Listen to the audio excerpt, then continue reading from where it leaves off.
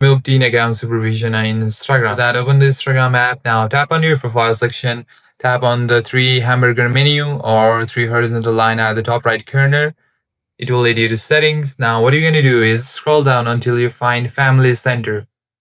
There will be supervision option. Now scroll down more and you'll find family center just right here. Now tap on supervision for teen accounts.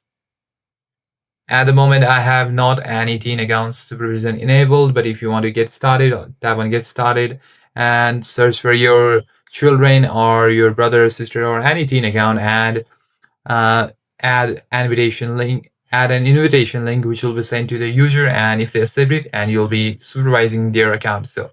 But if you don't want to supervise or you want to end your supervision, so what you can do is here will be the list of profile that are supervising your account. Now tap on the profile and it will lead you to dialog and it will say cancel invitation. Now make sure to tap on cancel and confirm and you're good to go. And in this way you can solve this problem. Thank you guys for watching this video and consider liking and subscribing to the channel if you find this video useful.